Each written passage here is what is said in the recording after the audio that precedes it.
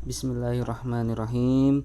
Assalamualaikum warahmatullahi wabarakatuh. Salam sejahtera untuk kita semua. Alhamdulillah, puji syukur terhadap Tuhan Yang Maha Esa. Kita dapat ketemu lagi di channel Buya Adin. Nah, di sini Buya Adin sudah berjanji gitu kan di materi sebelumnya, di video sebelumnya akan membahas tentang bagaimana trik-trik mengerjakan soal tes UTBK gitu ya. Nah, sekarang kita dari yang sederhana dulu, namanya tes deret bilangan. Nah, di sini tes deret bilangan saya akan berusaha memberikan tips dan trik untuk memudahkan kalian dalam memahami dan mengerjakan secara cepat. Nah, kita mulai sebagai berikut. Trik dan tips. Yang pertama yakni deret pola satu tingkat.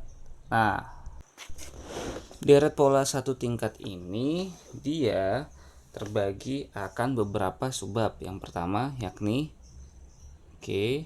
terdiri pola satu larik, kemudian pola dua larik, kemudian ketiga pola tiga larik, dan terakhir yakni pola 4 larik. Terus bagaimana bedanya? Nah, dulu waktu di SMA, masih di SMA, kalian sudah belajar mengenai tentang barisan dan deret gitu ya, aritmatika dan geometri. Misalkan aja ini pola satu larik tuh, misalkan gini, saya punya suku pertama gitu. Saya punya suku pertama misalkan ini ya, saya bahas yang ini. Ada U1, kemudian ada U2 gitu ya. Ada U3, ada U4 dan seterusnya. Ada suku-suku nih. Pola satu larik itu gimana? Nah, intinya dia lompat satu ini, dari sini ke sini lompat satu gitu ya. Terus dari sini lagi ke sini lompat satu. Terus lagi ini ke sini lompat satu, dan seterusnya. Ini namanya pola satu larik.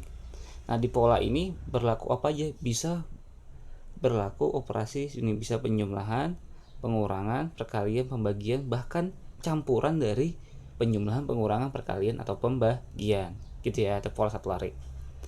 Nah, kemudian kalau pola dua larik seperti apa? Nah, ada sama U1, U2, U3, U4 dan seterusnya gitu ya.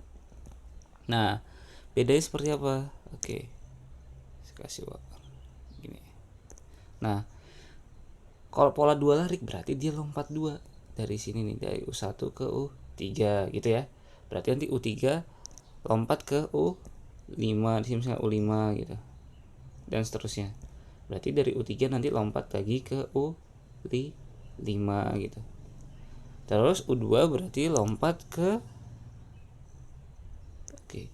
U2 berarti lompat ke U4.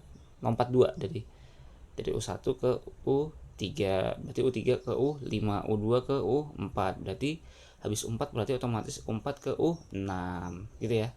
Nah, berlaku operasi apa ya di sini? Bisa penjumlahan, pengurangan, perkalian, pembagian gitu ya.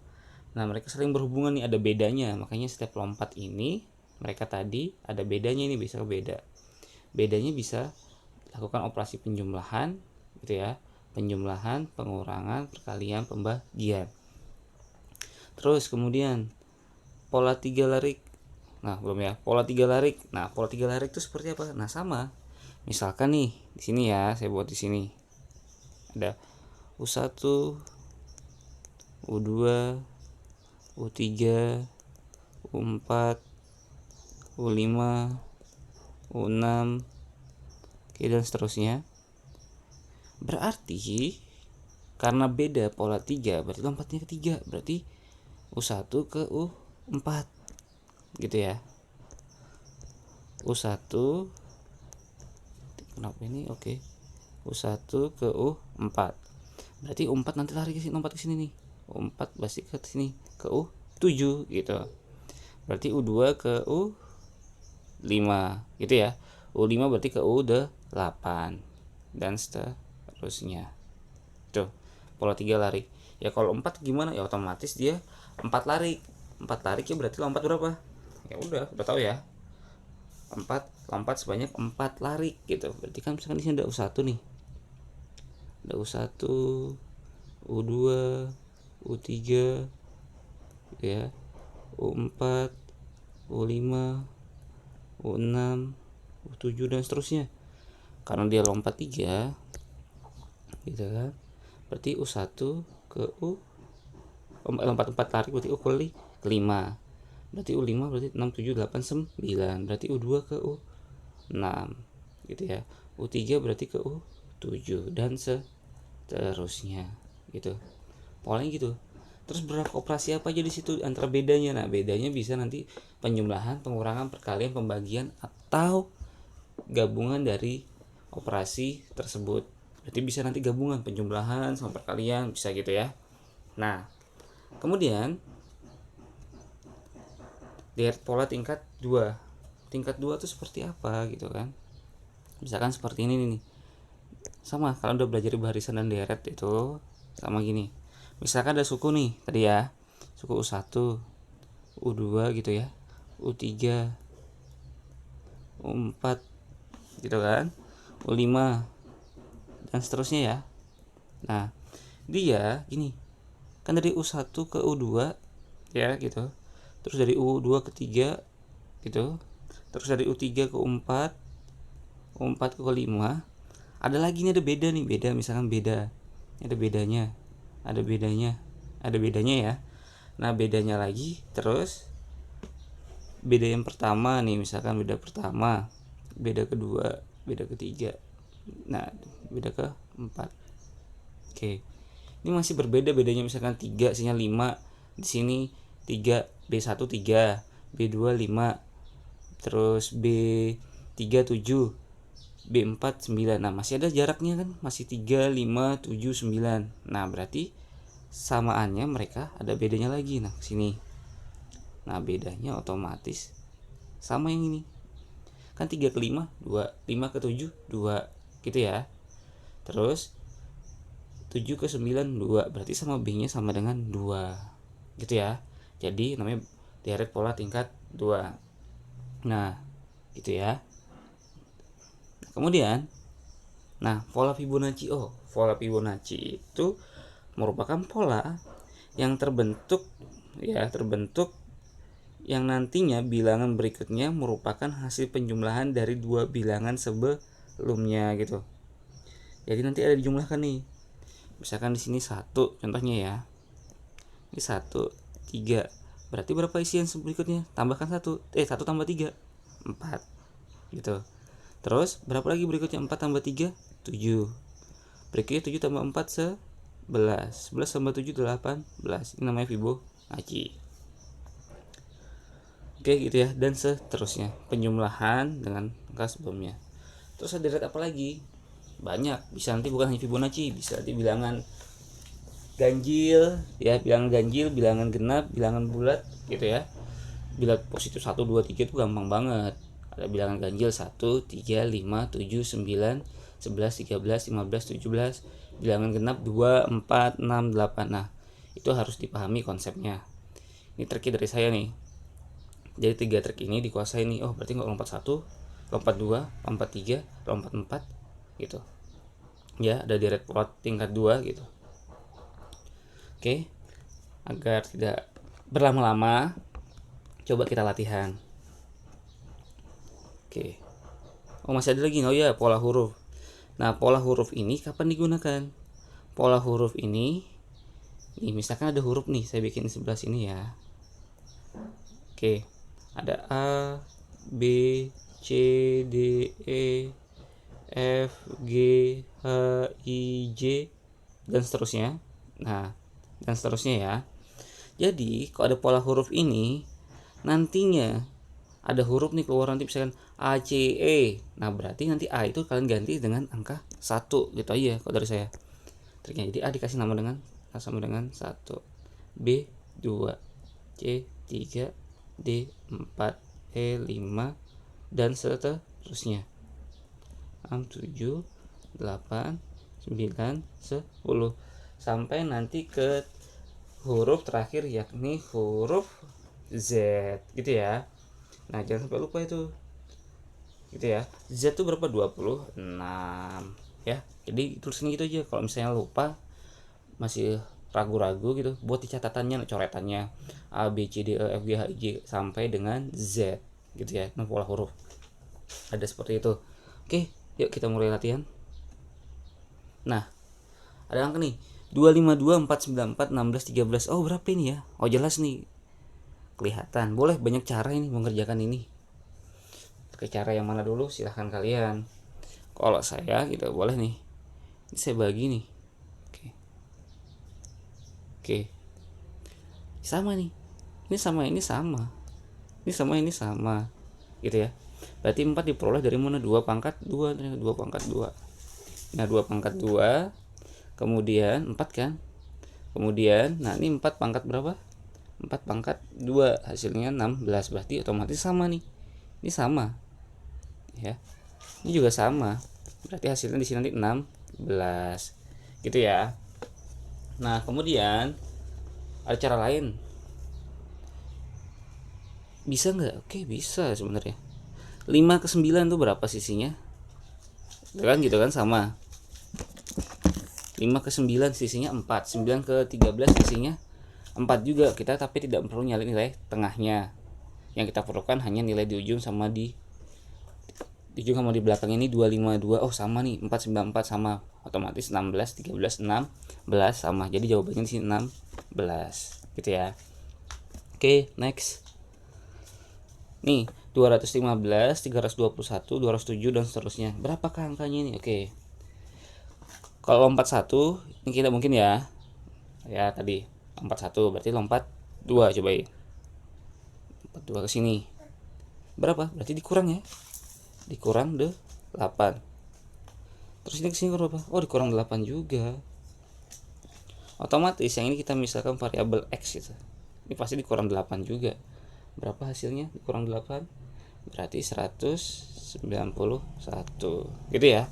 Nggak perlu lagi nyari dari 321 gitu. Oke. Kalau coba deh 321 ke 314 berapa sisinya? Kurang 7 ya. Ini kurang 7 juga. Nah, gitu. Berarti ini sebelahnya kurang 7. Berarti kalau mau di sini ada variabel Y, ditanyakan dua-duanya berarti kurang 7 lagi. Dikurang 7 berarti sama dengan 300. Gitu ya. Oke, paham? Next. Oke. Nah, sekarang huruf K, M, N, O, M, O, Q. Oke. Kalian harus hafal tadi saya bilang. Buat ini, kalau nggak hafal A, B, C, D, E, F, G, H, I, J. Gitu ya. Q, R, S, T, dan seterusnya gitu. Dan seterusnya. Kalau nggak hafal kayak gitu. K itu berapa? Oh, K itu ini. Ini K. Berarti 11. 11. Ya. Kalau saya seneng buat gini, buat 555 jadi apa? Gitu kan enak. 11.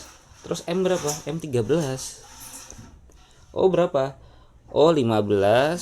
Terus N 14. O K M O N gitu kan. M berapa? M ini M 13. K M O N M. Terus O berapa? O 15 lagi. Q berapa? Q 17. Terus tanya ini variabel X gitu kan. Nah, itu nggak tahu tuh X-nya berapa. Ternyata ini ada pola. Nih, ini ke sini tambah 1. Tambah sini tambah 1. Ya kan? Otomatis ini tambah 1. Berarti 15 tambah 1 16. 16 itu sama aja dengan huruf P. Ini P berarti. Gitu ya. Tapi kita pengen cari huruf tadi sebelahnya Y-nya juga. Berapa? Gitu kan? 11 ke 15 berapa? Gitu kan? Cobain 11 ke 15 tambah 4. 15 ke 13 kurang 2. 13 ke 17 tambah 4. Berarti ini pola terakhir dikurang 2. Berarti 15. 15 itu sama aja dengan huruf O. Gitu. Atau kan ini sama nih. Ternyata nih. Ada O, ada O. Ini ada O. Ada O. Pasti di sini juga O. Gitu kan? Selisihnya nih. Nah, ini ke sini sama ini ke sini sama gitu ya, boleh kayak gitu. Jadi jawabannya P sama O. Oke, next. Nah, GCLEQ G berapa? G 7 tadi ya, ingetin ya, 7. C berapa? 3. L 12. E 5 ya. Q 17 gitu kan. 7 G C L E Q 17 ya. Terus G berapa? G 7 ya. Gitu. Kalau misalnya belum hafal tadi, terus lagi ini G 7. Berarti yang nggak tahu nih X ini berapa titiknya. Nah, berarti kayak apa nih? Lompat berapa? Oh, kelihatan nih, lompat 2. Itu kan? Tarik 1, tarik 2 ya. Lompat di sini. Oke, sini berarti jelas sih kelihatan. Ya kan? 7 12 berapa tambah 5 tambah 5 tambah 5 tambah 5 17 tambah 5 sama dengan 22. 22 itu sama aja dengan huruf, ya kan? Huruf 22 itu V ya, huruf V. Oke. Oke, udah ya. Berikutnya. Nah, sekarang kalau seperempat ini kayak apa nih? Oke. Ternyata ini kelihatan langsung nih. Merupakan suatu bilangan jika merupakan nih bilangan Fibonacci nih kelihatannya ya. Cobain. Kalau saya lebih senang ngerubah nih seperempat tuh 0,25 ya. Berapa? Setengah tuh 0,5 gitu kan. 3/4 tuh 0,75. 1 itu berarti ya 1 1/4 berarti 1,25. Ini 2. Ini X. Nah, ternyata nih lebih mudah nih. Ini ditambahkan hasilnya ya kan 0,75 taruh ke sini. Terus nih tambahkan hasilnya berapa? 1,25 pindahkan ke sini. Gitu kan? Berarti dan seterusnya. Ini merupakan bilangan Fibonacci. Nah, berarti ini X berapa? 1,25 ditambah 2 berarti sama dengan 3,25. 3,25 sama aja dengan 31/4. Nah, jadi jawaban 31/4. Begitu ya. Oke. Berikutnya. Nah, sekarang nih ada angka 1, 7, 8, 19, 27, 37, 64, 61, 125. Ya kan? Kemudian berarti kalau ini seperti apa? Kelihatan nggak polanya? Oke, ternyata polanya ini kelihatan nih. Oke, kayak apa polanya kelihatan? Perhatikan aja 1, 7, 8, 9. Ternyata 1 itu merupakan ini kan? 1 nih. 1, 7, 8, 19, 27, 37, 64, 61, 125 gitu ya. Sini X. Oke, mungkin ada gangguan keributan, anak saya sedang main gitu ya. Nah, ternyata polanya ini 17. Nah, kelihatan nih. Yang 8, 27, 64, 125 gitu ya. Ternyata ini 1/3. 8 itu 2/3. 3/3 gitu ya. 4/3, 5/3. Kalau ada cari Z, X, Y gitu kan, ini berarti di sini 6/3 gitu ya. Ternyata nilai yang tengahnya ini saya kasih warna merah. Nah, yang tengahnya ini gitu kan merupakan hasil dari angka sesudahnya dikurang angka sebelumnya, berarti 2/3 kurang 1 gitu ya. Itu kan 7. 27 kurang 8, 19 gitu ya. Diperoleh gitu. Berarti di sini sama aja yang di sini diperoleh dari 2/3 dikurang 1. Berarti yang ini 3/3 dikurang 2/3. Berarti kalau ini 4/3 dikurang 3/3 dan seterusnya. Berarti kalau yang X diperoleh dari 6/3 dikurang 5/3 gitu ya. Oke, paham? Nah, 6/3 itu berapa gitu kan? 6 kali 6 36. 36 kali 216. Berarti 216 dikurang 125 sama dengan 91. Berarti X-nya nilainya 91. Berarti jawabannya yang C. Gitu ya. Jadi gitu. Jadi bukan hanya berlaku penyumbang, pengurangan, perkalian, pembagian, bisa campuran. Saya bilang tadi. Campurannya apa? Campurannya yakni bisa tadi penjumlah, bisa campuran keduanya, bisa perpangkatan, bisa pembagian, bisa nanti pengurangan digabung penjumlahan, atau perkalian digabung dengan pengurangan, gitu ya. Nah, gitu. Oke, next. Nah, kemudian lagi 11, 13, 14. Ini gampang nih ya, ketebak nih langsung. 11 ke 13, 13 ke 15, 15 ke 17, 17 ke 19, otomatis tadi tambah 2 ya. Tambah 2 berarti di sini 21. Cari belakang 21. Oh, berarti kalau nggak C ya D. Nah, ini karena 10-nya banyak, kayaknya yang D deh. Gitu. Enggak percaya coba aja. Tebak-tebakan ya kan. 2 ke 4, 2 ke 4 tambah 2 tambah 2 tambah 2 tambah 2 berarti 10. Tambah 2 berarti 10. Jawabannya yang D. Oke, atau benar tebakan saya. Karena tadi gitu kan. Biasanya gitu, soal itu cari aja kemungkinan yang paling banyak awalnya, itu kemungkinan itu jawabannya. Gitu, kemungkinan, tapi nggak semua seperti itu. Tapi makanya lebih baik dihitung. Oke ya. Nah, berikutnya 125, 64. Nah, itu berapa nih? 125, 64 titik gitu, X 8, 1, 0. Ternyata ini merupakan bilangan berpangkat 5 pangkat 3 tadi ya. 64 berarti 4 pangkat 3. Ini otomatis 3 pangkat 3. Ini kan 2 pangkat 3, 1 pangkat 3. 3 pangkat 3 berapa? Otomatis 27. Oke. Paham ya? Berikutnya. Nah, ini sekarang huruf lagi. Huruf. Nah, harus hafal tadi. DCBA itu berapa? Oh, DCBA itu kan D itu 4, C itu 3, B itu 2, ini 1. HGFE itu kebalikan FGH ya. Berarti 8, 7, 6, 5. Ya kan? Nilai X sama Y. Nah, ini kebalikan nih ternyata. Polanya. 4 ke 8 tambah 4 kan?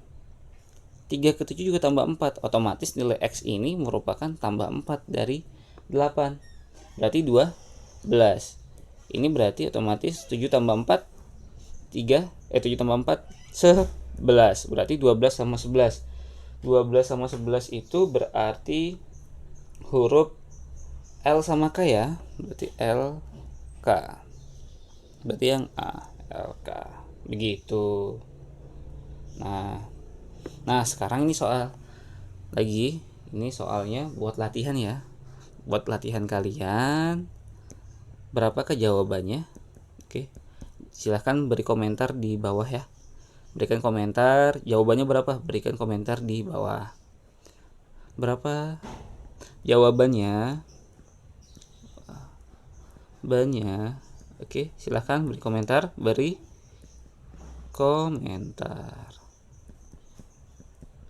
Oke. Nah, sekarang itu aja dari saya. Nah, dan terakhir ini ada file latihan nih. File latihan, saya berikan file latihan. Silahkan unduh di link nih berikut nih. Nah, itu ya. Silahkan diunduh buat latihan sambil memperbanyak kalian untuk memahami soal-soal yang ada. Kemudian saya juga berikan trik dan tips terakhir. Paling penting ini. Trik dan tips terakhir dari pembelajaran yang tentang deret itu sebenarnya, kalau kalian susah memahaminya, kok bisa seperti ini, seperti itu. Cara terakhir yakni dengan cara sering berlatih. Karena gitu. Karena kalau sering berlatih, kalian sudah mulai memahami pola apa yang akan kalian gunakan. Tapi intinya tadi tuh, pola tadi itu harus dicek dulu.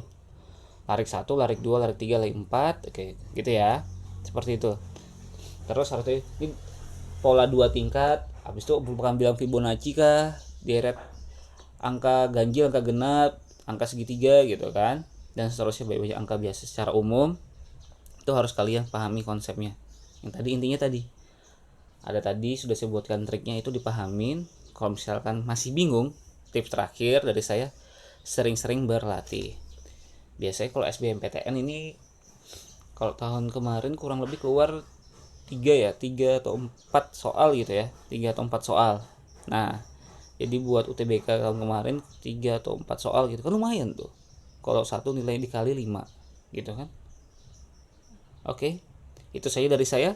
Selamat belajar ya. Semoga sukses buat UTBK-nya dan masuk perguruan tinggi yang kalian inginkan dan jurusan yang kalian dambakan. Begitu saja dari saya. Wassalamualaikum warahmatullahi wabarakatuh. Sampai jumpa.